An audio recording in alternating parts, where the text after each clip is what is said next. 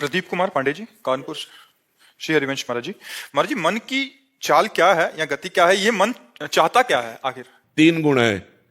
जैसे बिजली के तार नहीं होते तो उसी से बिजली दौड़ती है, ऐसे तीन गुणों में मन दौड़ता है, सतोगुण, रजोगुण, तमोगुण।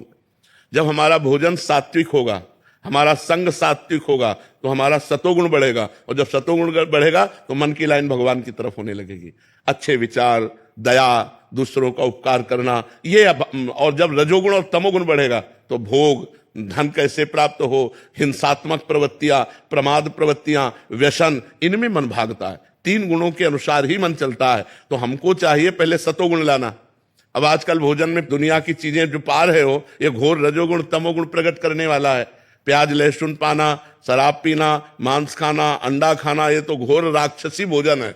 लेकिन अगर ये भी छोड़ दो तो आजकल जो बाजार का भोजन है वो रजोगुण पैदा करता है। रजोगुण पैदा करेगा तो मन चंचल रहेगा, वो विषयों में जाएगा, और मन विषयों में जाएगा तो आपसे विषय क्रिया बनेगी, और विषय क्रिया बनेगी तो पाप, और पाप होगा तो अशांति, चिंता, भय, उद्वेग, ये प्राप्त होगा।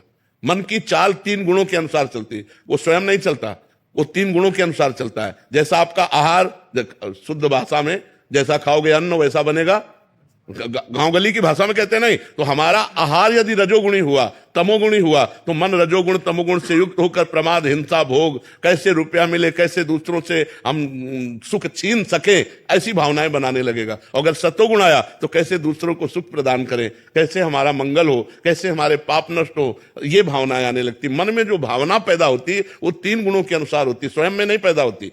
स्वयं में मन इंद्रियाणाम मनश्चास्मि, भगवान ने गीता में कहा इंद्रियों में मन मैं हूं, भगवान ने कहा है ना, तो स्वयं में भगवत स्वरूप है। लेकिन इन तीन गुणों के प्रभाव से जो गुण अधिक पड़ गया वैसे मन चल पड़ता है, वैसे संकल्प विकल्प करता है। वही तो, इसीलिए उसको टिकाने के लिए साधना है।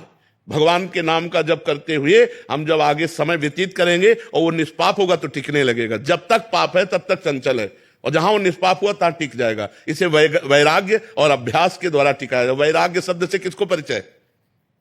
कोई वैराग्य शब्द समझ पाता है? वैराग्य किसे कहते हैं? बस केवल भोग भोग, केवल धन धन, मान प्रतिष्ठा, नशा पानी, बस इतना ही समझ में आ रहा है। वैराग्य है, ब्रह्मचर्य है, सत्य है, अहिंसा है, संतोष है, धर्म है, इनको कौन समझ रहा है?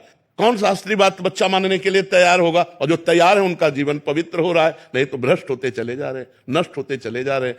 तुम्हें बचा सकता है तो अध्यात्म बचा सकता है।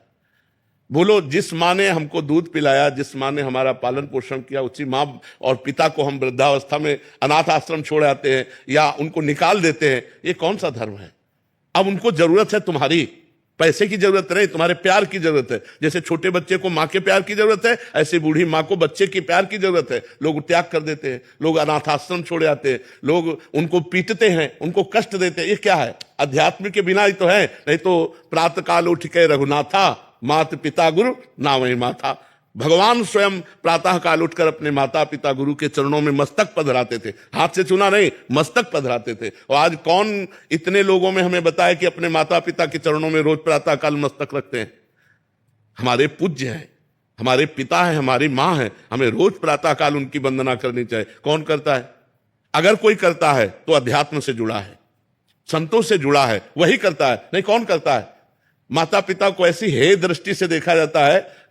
अब जैसे बूढ़े हो गए, अब शरीर शिथिल हो गया, अब मलमूत्र कंट्रोल में नहीं है, बिस्तर में हो गया, अब उनको बहू और बेटे त्यागना ही चाहेंगे, सेवा नहीं करना चाहेंगे। अगर कोई करता है तो अध्यात्मवान होगा, तभी वो अपने माता पिता का मल धो सकता है, नहीं तो नहीं धो सकता।